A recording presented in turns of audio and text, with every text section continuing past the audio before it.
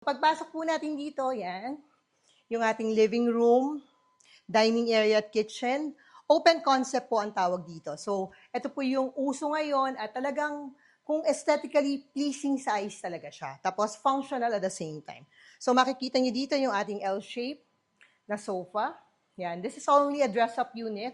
So, kung makikita niyo, it just gives you an idea what to place in your unit. So, dito yung ating center table. You could place a massage chair perhaps here. Yung ating windows, yan. So makikita nyo, puno rin ng awning windows. Yan. So pwedeng, kung ayaw nyo, kung kayo yung tao na gusto nyo ng natural air and light, pwede. Pwede rin yung lagyan ng block-out curtains. I don't know why, but you stay on my mind. You walking like a quiet breeze, messing with my heartbeat. Don't even try, you just exist, and that's enough for me. You smile like you don't know what it does to me, and I pretend I'm fine, but I'm not really. I try to look away, but I keep looking back. It's just the little things that get me like that. It's the way you say my name like it's something soft and sweet, and the way you laugh out loud like the world's on repeat. I don't know what this is, but I know I can't hide. Every little thing you do stays on my mind. A blessed day, everyone. Welcome to an exciting project here at the heart of Mandaluyong City. Today, I will show you a 4-story townhouse dito po sa Mandaluyong. So, napakalapit lang po niya sa EDSA, Ortigas. Napaka-convenient po para sa ating mga working sa BGC, Makati, or even MOA. So, tara, pasukin po natin. So, makikita nyo, napakalapad po ng ating frontage. This unit has a frontage of around 5.8 meters. Yung kabila po, around 6 meters. Yan. Pasok tayo. So, kung kayo ay may 3-car garage, walang problema sa unit na to. Look how big is the unit. So, automated na rin po yung ating door. Yan. So, yung ground floor, dedicated lang po sa ating car park. So, dito po, 2 car na magkasunod. Yan. Then, dito po, kasyang-kasya po ang isang car garage. Ito naman po yung ating dirty kitchen. So, kung may mga hugasin, lutuin, yan. Dito naman po, may mga cabinets tayo for extra storage. So, meron po tayong utility bathroom.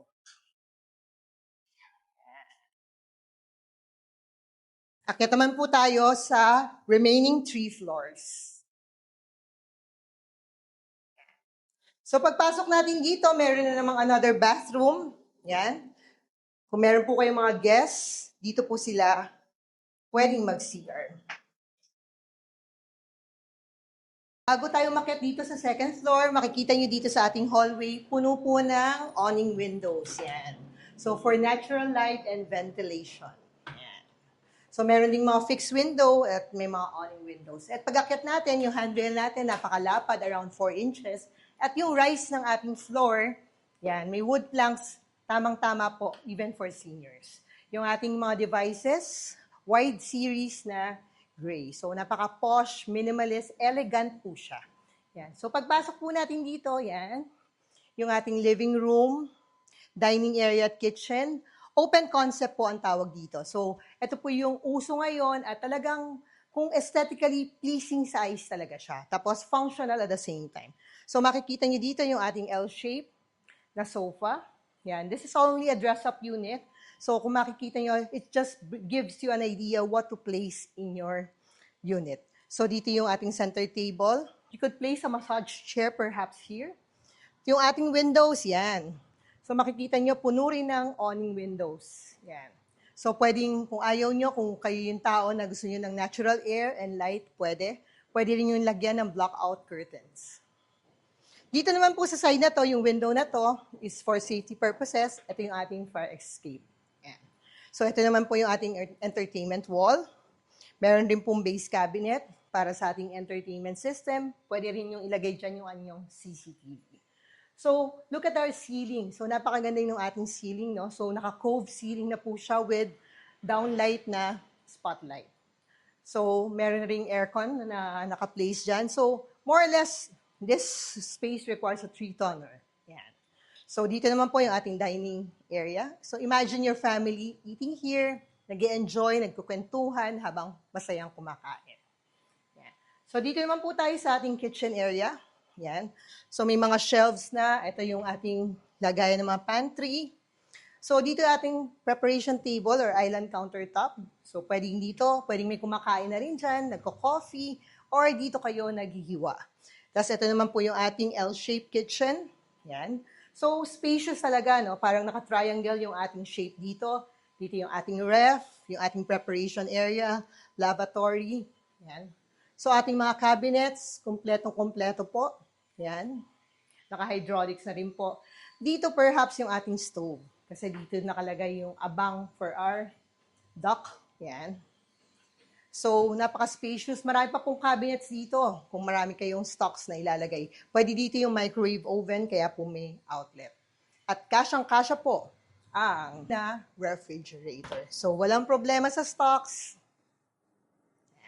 So, akyat naman po tayo sa ating third floor. Sa third floor ng ating unit. So, ready na ba kayong pasukin ang 2 rooms natin? This will be the master bedroom and adjacent to that is the secondary bedroom. So, all with their own bathrooms. So, pasok po tayo. Yung doors po natin, molded doors na decorative na rin. So, matchy-matchy po siya sa interior ng ating unit. So, makikita nyo, nakadress up po siya. Actually, this is a king-size bed. Talagang napakalaki, napaka-comfortable. Kasyang-kasya, makikita niyo yung spacing. Yan, no? So, meron pa, nakapaglagay pa sila ng sample dito na sofa. Yan. So, napakaganda na hindi ka laging nasa kama. Minsan gusto mo umupo dito. You just want to read a book. Diba? So, dito naman po yung ating balcony. Yan. So, meron po kayong fresh air. Sa umaga, pwede po kayong mag-coffee here. Yan. So, tanaw niyo po yung mga buildings, yung mga condos around. Actually, napakaraming condos around here sa Mandaluyong dahil nga malapit siya sa business district. Yan. So, pwede rin po kayo maghalaman, mag-urban gardening dahil mahal na po ang mga gulay ngayon. Yan. So, dito naman po sa kabilang side, pwede po kayo maglagay ng vanity table dito. Yan. So, pwede na kayo bumili ng mga ready-made, lalagay na lang dyan. So, para pag mag-refreshen up kayo.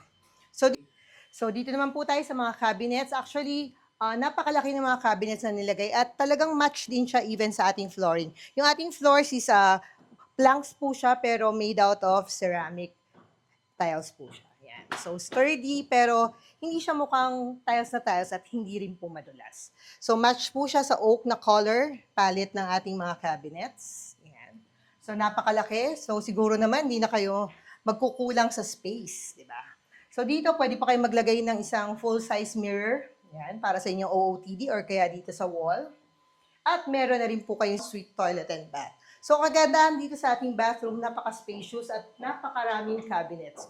So, yung mga towels po natin, mga toiletries, hindi na po natin kailangan ilagay elsewhere, kundi dito. Yan. So, yung gold po yung ating palette dito sa ating bathroom. Yan. So, ito yung water closet natin. Tapos dito yung ating shower area. Piano type na po siya, golden, consistent sa motif ng ating bathroom. So ito yung overhead shower natin. Meron na rin pong mahabang wall niche, yung ating strainer. Ito na po yung mga bagong uso ngayon, yung mga rectangular type. Tapos meron pa ring ventilation dito. Ayan.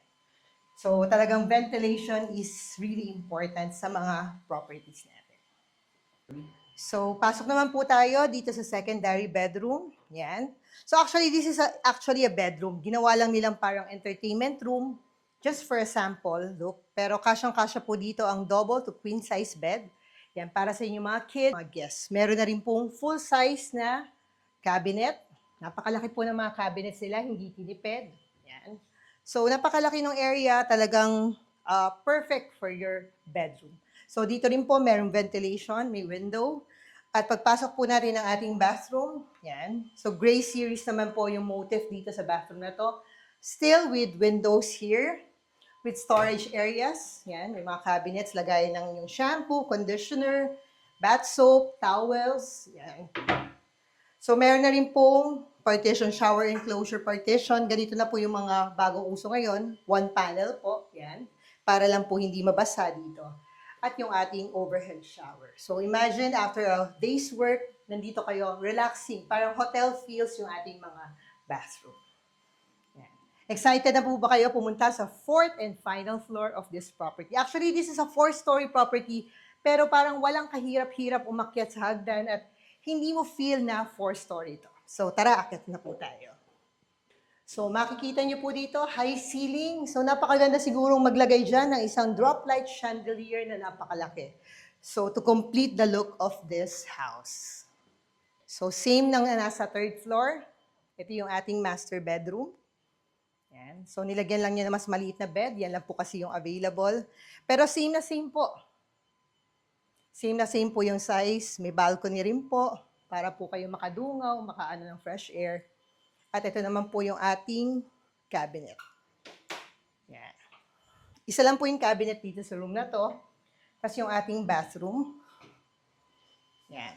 Gray series, same as the one in the secondary bathroom. So lahat ng kakailanganin nyo sa bathroom, sa bedroom, provided na po.